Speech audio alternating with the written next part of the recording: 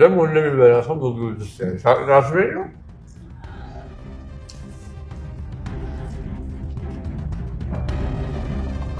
ምን አባሽ ነው ምግብ ቀርቦ እንደዚህ የምትሆኝ በይ?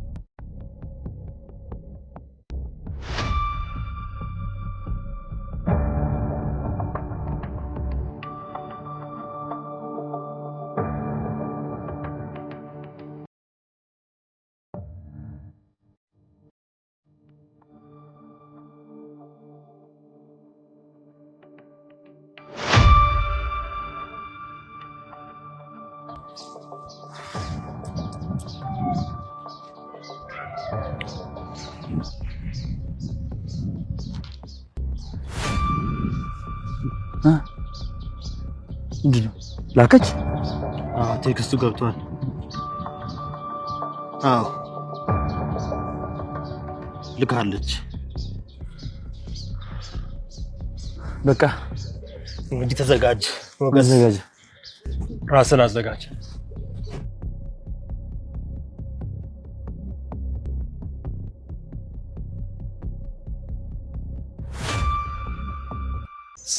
ሰላም እንደምን አላችሁ ውድ የምሳሌ ድራማ ተከታታዮች። ምሳሌ ድራማ ክፍል 81 እንግዲህ በሚገርም ሁኔታ እየሄድን ቤተሰቦች ሁላችንም እንግዲህ እንደምንጠብቀው እንደምንጠርነው እንዳሰብነው እየሄደ ያለ ይመስለኛል። ውድ ቤተሰቦች እስኪ እንዴት አያችሁት? ሀሳብ አስተያየታችሁን ኮሜንት ላይ አጫውቱልኝ ቤተሰቦች። ምሳሌ ክፍል 81 እንግዲህ በሚገርም ሁኔታ ተለቋል። ምንድነው መድብል በከባድ ሁኔታ እየሄደ ነው ያለው። እቅሮቹ እንዳቀደው በስነ ስርዓት እየሄደ ያለ ይመስለኛል። ውድ ቤተሰቦች እስከ መጨረሻው ድረስ እኔ ይሳካለታል ብዬ አስባለሁ። ምክንያቱም እንግዲህ ከእፍራታ ጋር በሚገርም ሁኔታ ስምምነት እንግዲህ ተስማምቷሉ።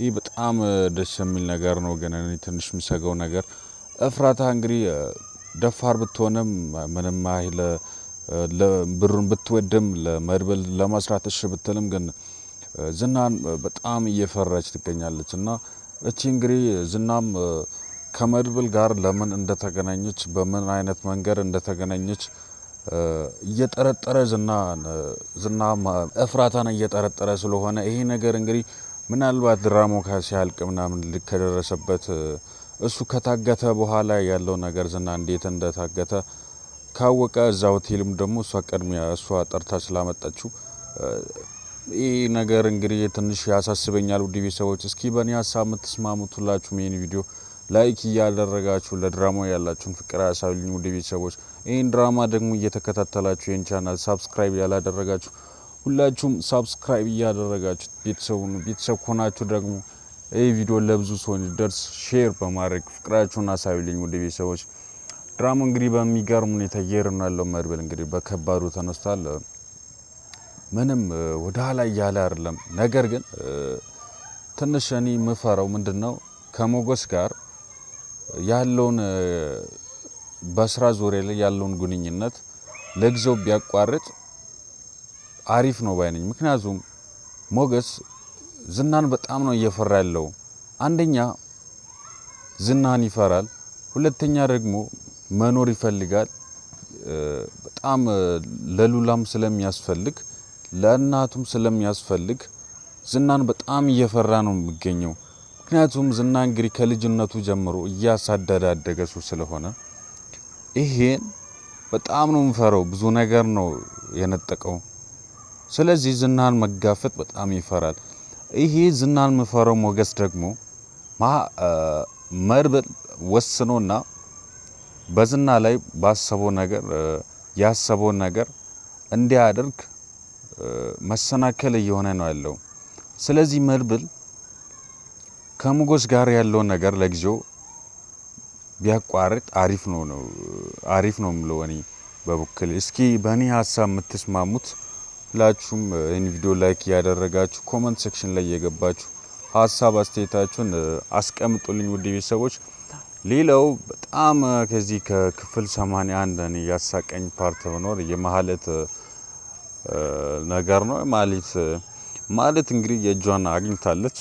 ከዚህ በፊት እንግዲህ በተደጋጋሚ በምሳሌ በቅድስትም በብሩክ ላይ ስታደርሶ የነበረው በደሉ አሁን ጊዜውን ጠብቆ የእጇን እያገኘች ትገኛለች። ውድ ቤተሰቦች እንግዲህ በጣም እኔ ተመችቶኛል። ማለት እንደዚህ ሆና በማየቴ እኔ በጣም ደስ ብሎኛል። እስኪ እናንተስ ምን ትላላችሁ? ሀሳብ አስተያየታችሁን አስቀምጡልኝ። አሁን ማህሌት ያለችበት ኮንዲሽን እንግዲህ በጣም አሳዝኝ ኮንዲሽን ላይ ነው የምትገኘው። በጣም ከፍቷታል። ምንም ነገር እንደፈለገችው እንዳቀረችው እየሆነች አይደለችምና ይሄን ነገር እንግዲህ ዝና የሚያቅ ይመስለኛል። ምክንያቱም ዝና እንግዲህ እጁ ረጅም ነው፣ ብዙ ነገር ስለሚያቅ አሁንም እየጠረጠረ ነው ያለው። ግን ይሄን እንግዲህ በቀጣው ክፍል እዛ ቤት ይደርሳል ወይስ እሱ ራሱ ታግቶ እዛ ቤት ይጨመራል? በጣም አሳሳቢ ነገር ነው የሚሆነው። ውድ ቤተሰቦች ይህን መሳጩን ቀጣውን ክፍል አሁን ዝግጅት ላይ ስለሆነ ተዘጋጅቶ እንዳለቀ ወደ እናንተ ቶሎ እንዲደርስላችሁ ይህን ቻናል ሳብስክራይብ ያላደረጋችሁት ሁላችሁም ሳብስክራይብ እያደረጋችሁ ቤተሰቡን፣ ምክንያቱም ድራሙ እንደተለቀቀ ወደ እናንተ ቶሎ እንዲደርስላችሁ ማለት ነው። ውድ ቤተሰቦች ሌላው ምንድነው ከዚህ ክፍል መናነሳው ነገር ምሳሌና ቅድስት ጉዳይ ነው። እንግዲህ ምንድነው ምሳሌ ብቻ እኔ ተመችተኛለች። ከዚህ በፊት እንግዲህ በተደጋጋሚ አሁንም ቢሆን ድሮ ከአባቷ ጋር በምትኖርበት ሰዓትም ቢሆን እሷ ጋር እንግዲህ በጣም እንደምትጠላውና በተደጋጋሚ እሷን የመግደል ሙከራ ስታደርስበት የነበረችን ሴትዮዋ አሁን ግን ይቅርብ ለምን እንደዛ ትታሰራለች? ይቅር ብላ ማለት ነው። እና ያ ሁሉ ነገር አድርሳ ይቅር ብላ በምንም በሆዷ አልያዘችም። ይመቻት። እሷን ጭራሽ ለመፍታትና ሄራ እንድትመጣ ለምን እንደዚህ ትሆናለች? ምናልባት ይረባታል፣ ይጥማታል ምናምን እንጠይቃት። እናም በጣም እያዘነቻት ነውና ይሄን እንግዲህ ምንድነው ማድረግ ያለባቸው? ምናልባት ቅድስት ቤቱን ጥላ ከወጣች፣ ምሳሌን ቤት ውስጥ አስቀምጣ ጥላ ከወጣች፣ እቺ እያዘነች ያለችው ምሳሌ ከፍታ ልትይዞ በጣም አሳሳቢ ነው። በባለፈው ክፍልም እንግዲህ እሷን አታላ ነው አስፈታ እነሱ ላይ የማስፈራራት ይሄ ምንድነው ምሳሌ ጥሎ እንዳይወጡ ከወጡም እንግዲህ ምሳሌ አታላ ከዛ ቤት ለመውጣት ትችላለች ማለት ነው። ማህሌት ከዛ ቤት ወጣች ማለት በጣም ከባድ ነገር ነው የሚሆነው ውድ ቤተሰቦች። ምክንያቱም አሁን በጣም ተሰቃይታለች። መድብል ደግሞ በከባዱ እንደተነሳ አውቃለች። ያለው ነገር ምን እየፈለገ እንደሆነም ስለደረሰች ስላወቀች ከዛ ቤት ካወጣች ለማንም ጥሩ ነገር አትሰራም። በጣም ከባድ ነው የሚሆነው ውድ ቤተሰቦች። ከዝና ጋር ያለው ነገር በግልጽ ትነጋገራለች። አሁን ዝና እየጠረጠረ ነው ያለው እንጂ ማለትን መድብል እንዳገተና የብሩክ መጥፋት ደግሞ መድብልን በጣም እንዳሳሰበው አልገባውም። ስለዚህ ማለት እንዳጋጣሚ ከዛ ቤት ተፈታ ከወጣች አመልጣ ከወጣች ማለት ይሄ ሁሉ ነገር የሆነ እንደሆነና እፍራታም ጭምር ከመድብል ጋር እየሰራች እንደሆነች ትነግሯለች ማለት ነው። የዚህ ሰዓት እንግዲህ በጣም ከባድ ነገር ነው የምነሳው ማለት የብሩክ ነገርም ይደበቃል።